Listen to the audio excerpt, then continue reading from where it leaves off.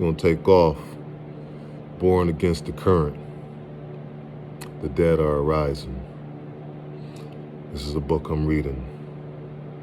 Okay, we're going to read this because this is really intriguing to me to understand the evil inside each one of us, or inside a man individually, and how men can be so coerced into following something so deadly that it makes them evil too. Like, what's inside of you to make you want to thirst for blood, to hurt someone, to see someone, to get satisfaction from that?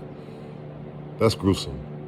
Now let's read. The red summer spark that touched off the racial explosion in Omaha was typically of the Deep South powder keg. In fact, the origins of the race riots were part of a familiar trope of America's history.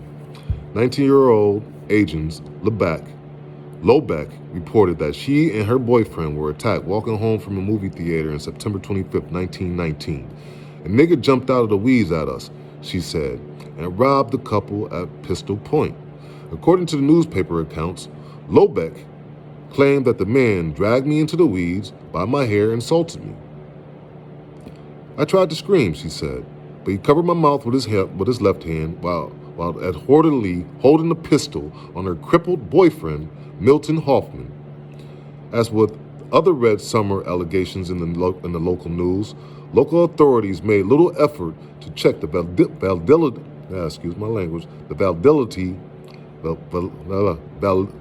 Let me say it right. Validity. Wow. Start that over. As with other Red Summer allegations in the local news, authorities made little effort to check the validity of white accusers' sketchy claims. Black Beast screamed the subline of the first day story of the notorious race-biting Omaha Daily Beat. Its front page story tagged the uncomfortable imposed the most daring attack on a white woman ever perpetrated in Omaha. The very next day, William Brown, a Negro man of about 40, with a current rheumatic, well, he was crippled. I can't pronounce this word, rheumatism, rheumatism, rheumatism, I don't know, was pointed out as suspicious by white residents who had observed that Brown, a packing house worker from Cairo, Illinois, was reported in a room at the woman's house nearby. Police officers brought Brown and Lobeck residents as a possible suspect. Already, a raucous crowd whipped up by the Omaha Bees yellow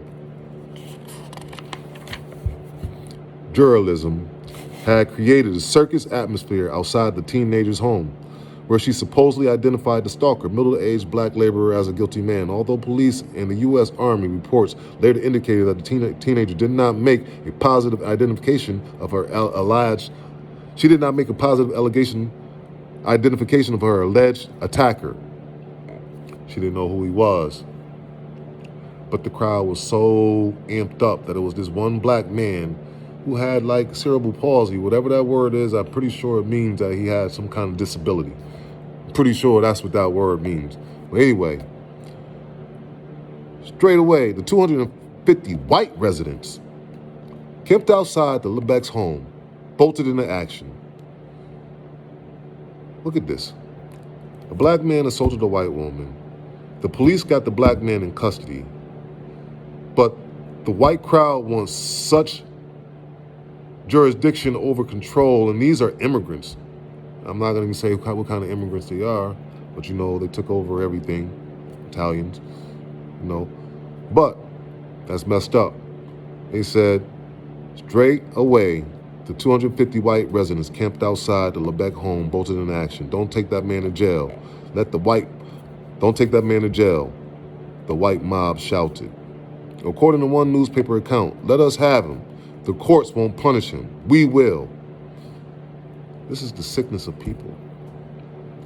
What kind of punishment do you get off of? After you punish this person, what does it do for anybody? What does it do for you? I'm just thinking about the mental mindset, like, You want to push so much on somebody. What if that person was you and somebody was pursuing you that way? Flip the switch. Put you in the hot spot. You want somebody to do all that stuff to you over accusation? Simple minds, man. That's why it's so easy to control these people in this world. That's why we are where we are. Don't take that man to jail, the white man shouted. According to one newspaper account, let us have him. The courts won't punish him. We will. Bent on making an arrest, the city police called for reinforcements, but barely managed to extract Brown from a group of attempting to loop a rope around his neck. Several men landed a few blows about the heads of the shoulders of the cops as the others punctured the tires of their patrol cars. You guys are going too far now. Somebody does a crime, that means you're going to do more of a crime than this person did a crime to get to that person that did the crime? Sick, man. What the, the police got him. But you going to assault the police and then break their car down? So does that make you not a criminal? So that makes you better than the person that did the accusation? Sick people, man. Several men even landed a few blows about the heads and shoulders of the cops as others punctured their tires of their patrol cars. The officers finally managed to escort the Negro suspect to the bookings court, and later to jail. Headed by the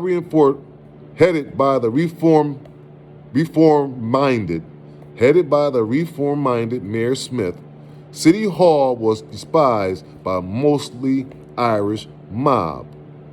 City Hall was despised by the mostly Irish mob.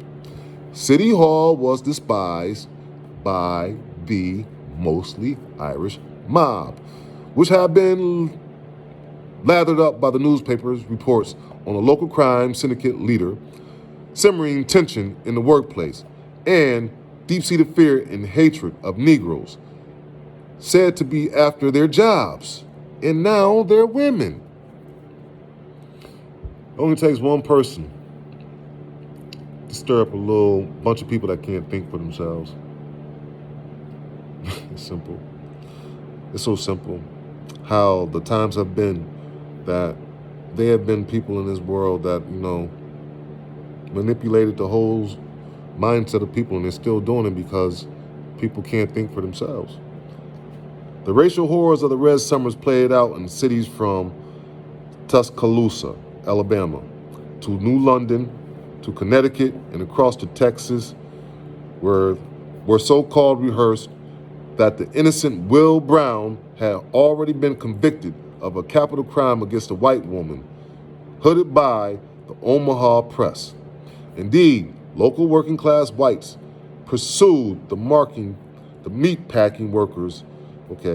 Indeed, the local working-class whites pursued the meatpacking workers as a handy scapegoat for their own problems, to say nothing of their insecurities about blacks' sexual prowess.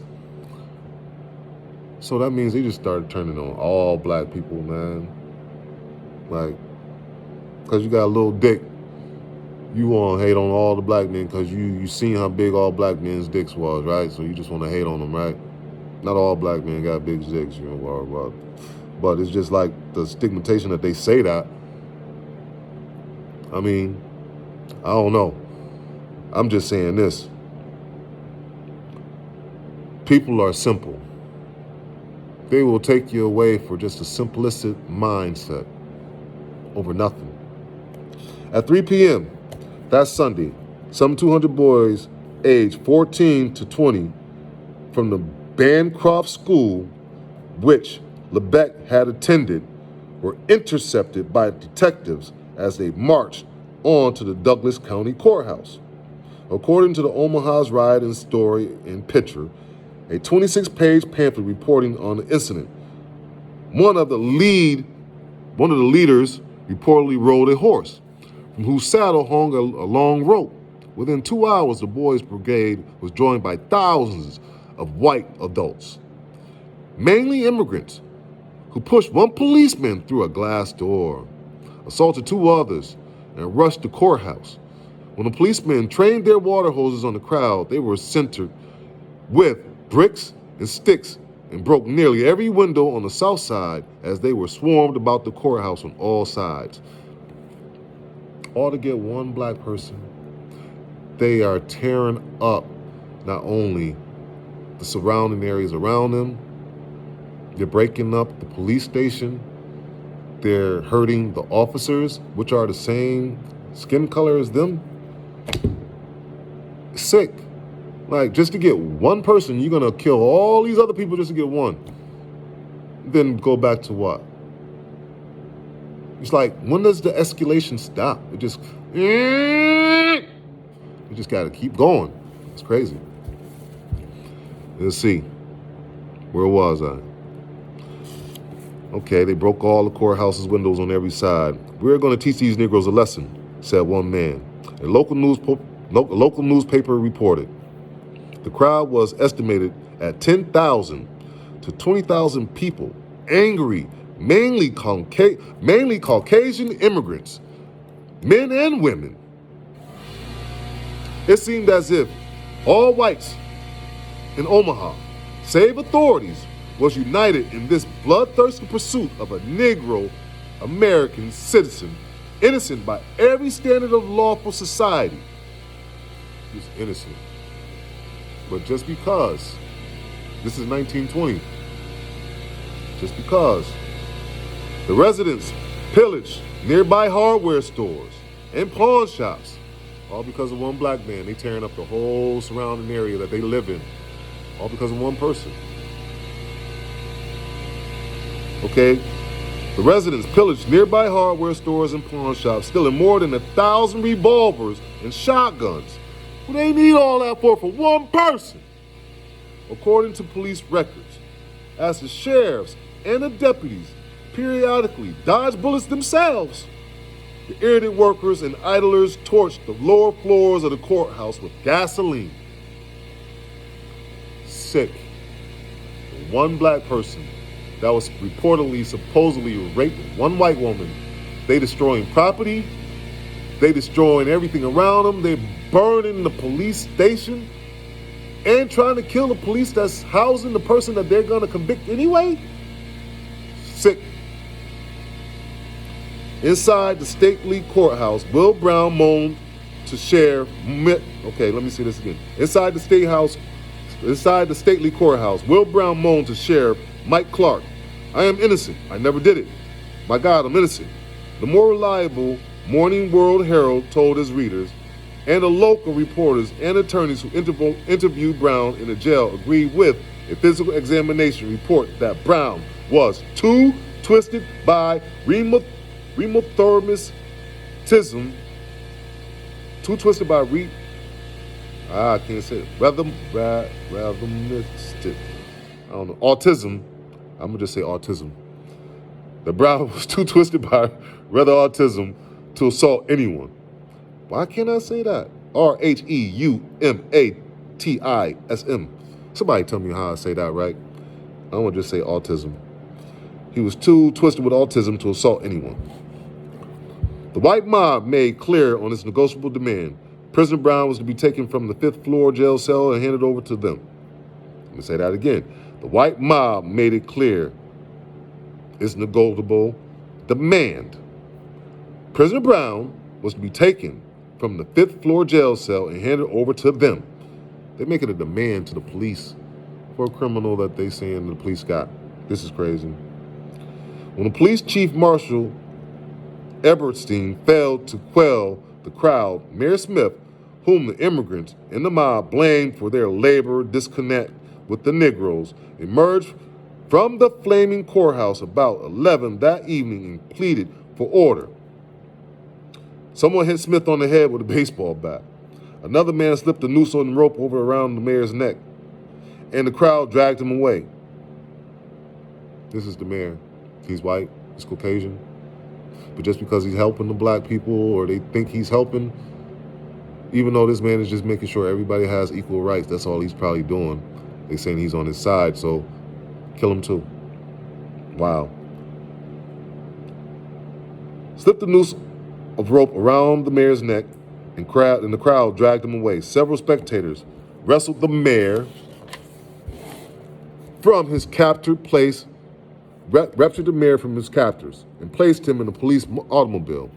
Within minutes, the crowd recaptured his victim, roped him once again, and managed nearly to suspend the body of Omaha's chief executive from a traffic signal tower. They was going to hang the mayor. They can't get the nigger, they're going to hang the mayor. They still try to get the nigger.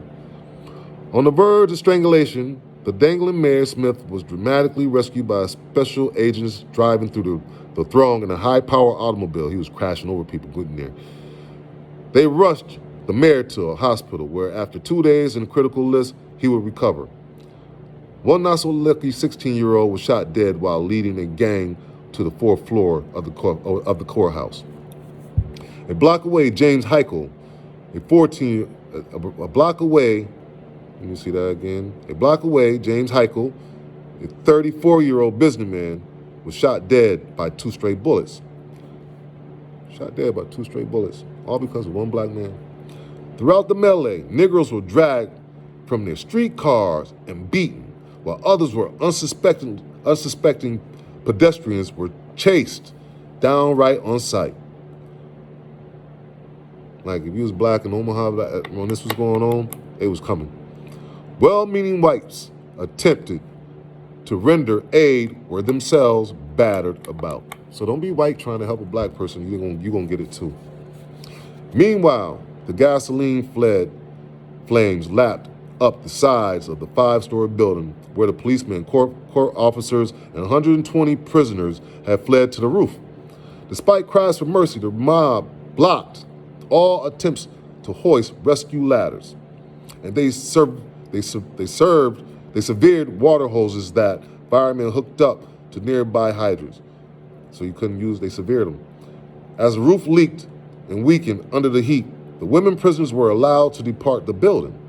However, the men trapped by the inferno yelled through the building for help, as some of the married officers reportedly placed goodbye telephone calls to their wives and families. All because a black man is on there, and they just being police officers trying to do their job.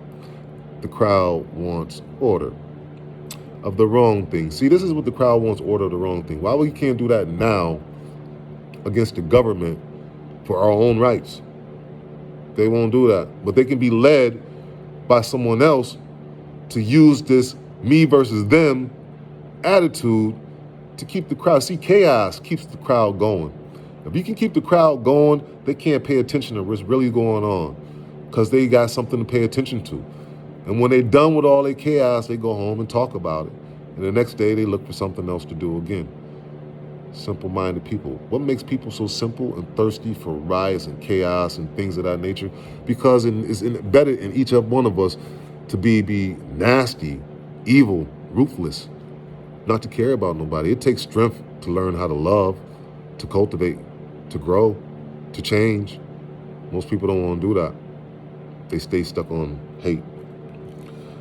Bring Brown with you, shouted one man, and you can come down. They already killing all these people. They saying bring one. Well, let me just finish the reading. The bloodthirsty mob had clearly regained its singular focus on the nigger. On the nigger. The bloodthirsty mob had clearly regained its singular focus on the nigger, with human incinerators at distant possibilities, trapped officers on the 4th floor, tossed down 3 ropes. The judge says he will never give up the Negro. He's in a dungeon. I messed that up. The judge says he will give up the Negro Brown. He's in a dungeon.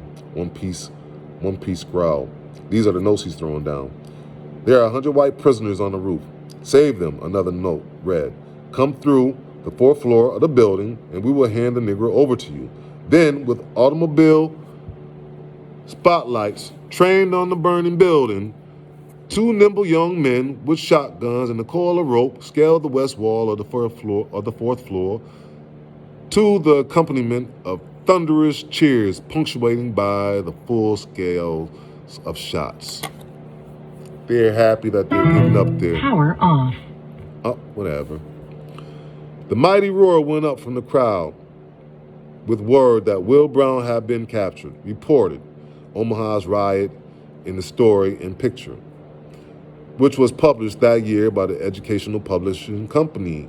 This most destructive riot by lawless white mobs was reported in the journal as having been sparked by a boyish sense of mistaken chivalry.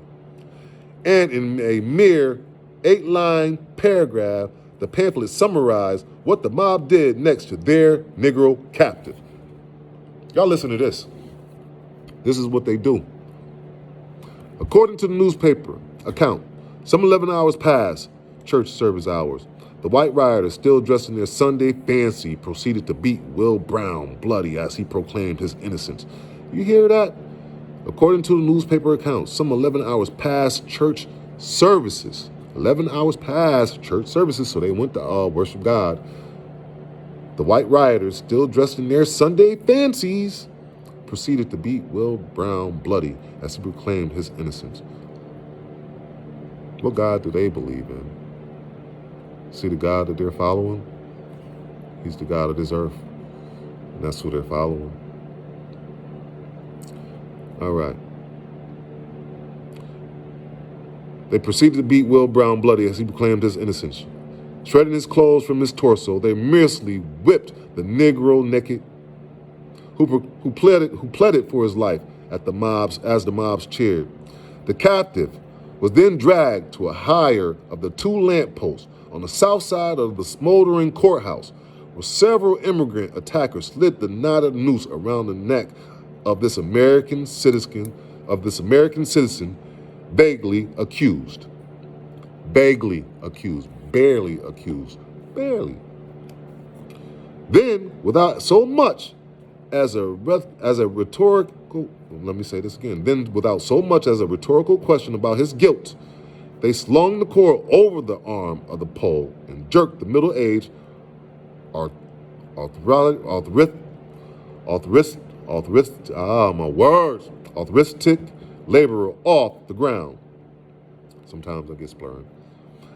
The abrupt snapping of live human vertebrae, a sound like no other, brought a blood-chilling hush upon the crowd. The abrupt snapping of live human vertebrae, a sound like no other, brought a blood-chilling hush upon the crowd.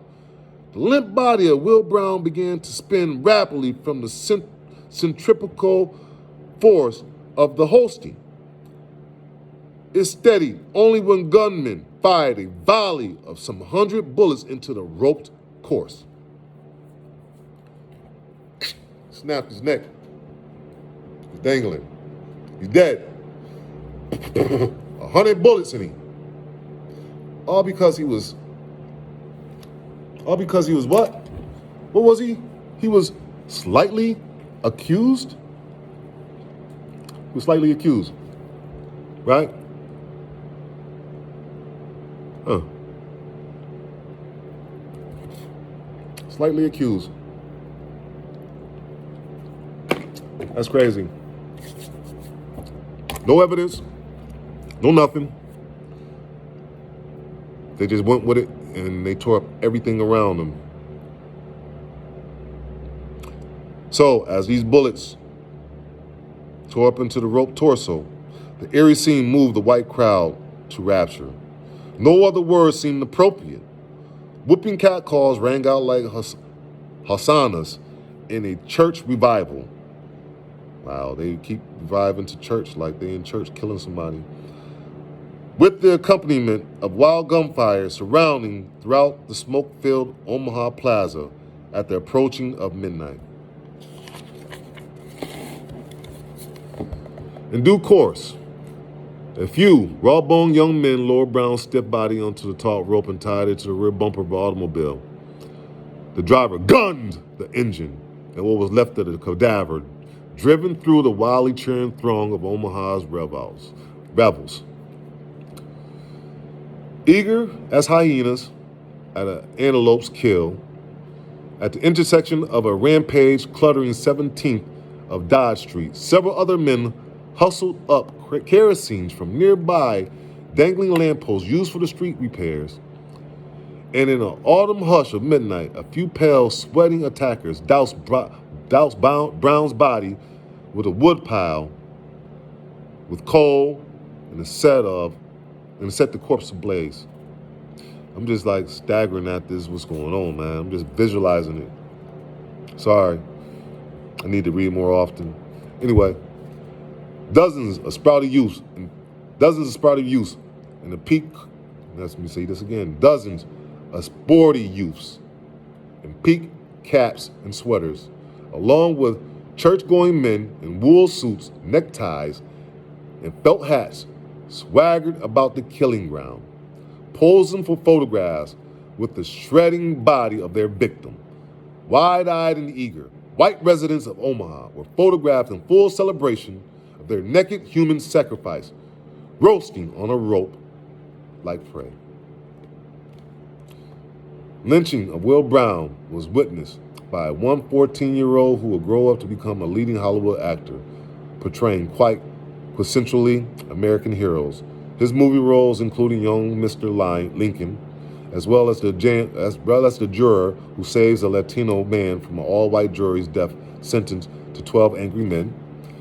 Henry Ford Fonda recalled that as a teenager, he peered down at the handiwork of his neighbors that night from the second-floor window of his father's printing shop. My hands were wet, and there were tears in my eyes, the adult Fonda said, of the incident of his childhood. Presumably, the youngster never left his perch for the hours-long lynching episode, reportedly standing in the entire time alongside his father, William. When it was all over, we went home. All I could think about was that young black man dangling at the end of that rope. There's a young boy watching this from his father's job, watching a group of white men, just one black man. Thousands of people for one black man. The power of black, man. Wow. Thousands for one. By 3 a.m., Monday, September 29th, federal troops of the 20th Infantry restored order by setting up a machine gun and 1-pound cannon emplacements in its downtown business district. And as a precaution, in the Black Belt section of the town, the troops were under command of General Leonard Wood, who 2 decades earlier had led Theodore Roosevelt Rough Riders during the Spanish-American War and had been a contender for the Republicans' president nomination in 1916. Omaha is not ashamed, but Omaha is frightened, wrote the New York Times, which reported that at least 2,000 Negroes have left the city by railroad. Oh, they got the hell out of there, too. They just look at you, kill them! What the hell you staying around here for? Get away from Whitey, now! They left by railroad.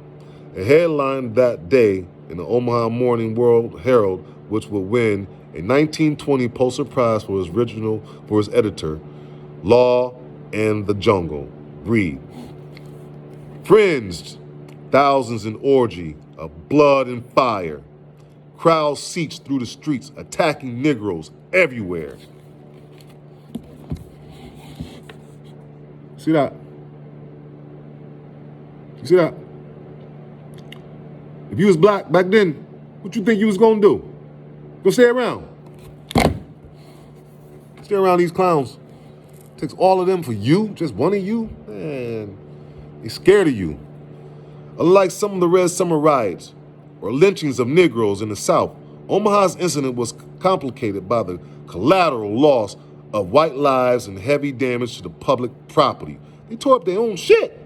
Therefore, it could not be so easily dismissed by officials.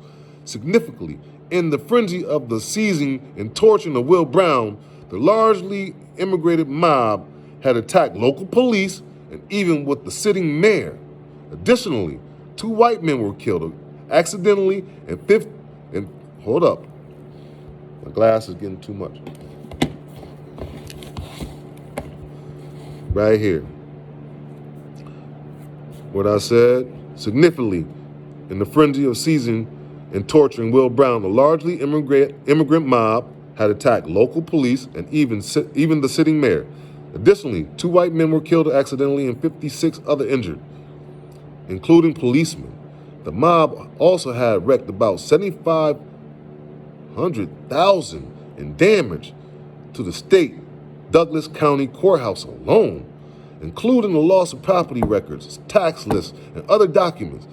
This lawlessness against white residents and public property necessitated that jurisdictional authorities prosecute, or at least identify, the more culpable transgressors among the largely immigrant crowd.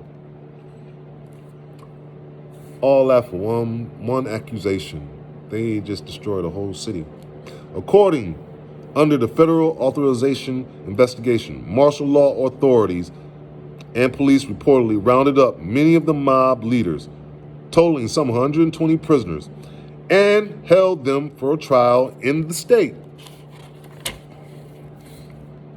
court. All those indicted or jailed for the involvement in the riot, none reportedly served prison time. They was white. They killed white people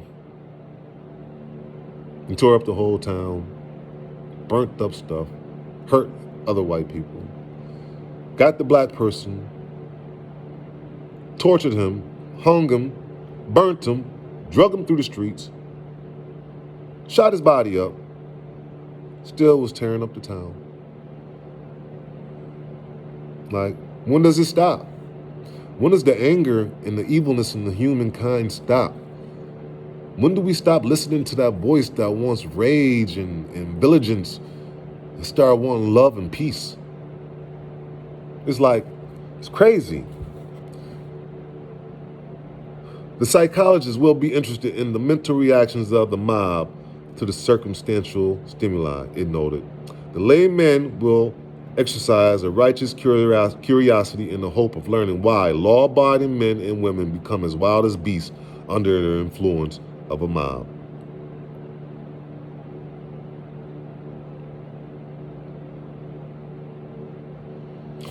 That's all I gotta say, man, because this is the end of the chapter.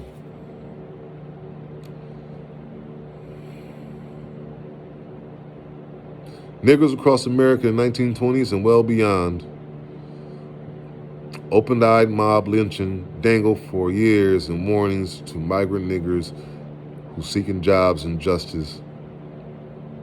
It's always been a threat for us to climb. Even now, I face threats. I face people coming around. I face white people that could help, that don't help. You know, it's just, it's sad. The world we live in, where people are so, I don't know,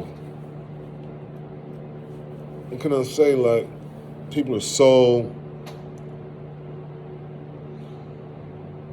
jealous, or it's like envy or jealousy or whatever it is, that they can't be you, so they despise you. Like, I don't get that. There's plenty of people that I envy and I look up to, but I don't despise them. What makes you despise a person so much to kill that person, to get rid of them, instead of letting that person help you build yourself? What make a person want to murder another person over an accusation that they're not even 100% sure that the thing happened? They just go with the flow. Now, switch reverse roles on that. What if that was you in that position, and everybody accused you, and then nobody listened to you, and they just went that way on you? White, black, green, whatever color you are. It doesn't make sense. Really, it doesn't. Y'all excuse my reading and all that stuff. You know, I don't really care. My eyes be bugging me. You know, I ain't the best of the best of the best of the best, but whatever, I do what I do. You do it too. Don't be scared of it. Do it. You know what I mean? I don't care what you think. I'm just putting it out there. But y'all need to understand, the dead are arising. Okay? The dead are arising. And I want y'all to know this is about to become reality again very soon, because gas is depleting. We're going to hit World War III. It's going to be a lot of looting, a lot of things, a lot of anger, a lot of separation. And to control the masses, they're going to use separation. They're going to try to divide us so we can kill each other off, so then they can come and kill off the ones that's left standing, because it makes lesser people for them to come in and infiltrate. So that's a good strategic battlefield mindset. Get them to kill each other off, so when we send in ours, we'll be more empowered to kill them off. That way we will still be in power. Don't let them kill you off. Right here. Think for yourself, be yourself, grow yourself, know yourself. If you don't, you're going to be lost. Because somebody else can tell you anything, and that anything can be stupidity to the fullest if you follow it. You understand that? Greg Bates, y'all stay blessed. I'm Deadpool Center. Get it or die trying.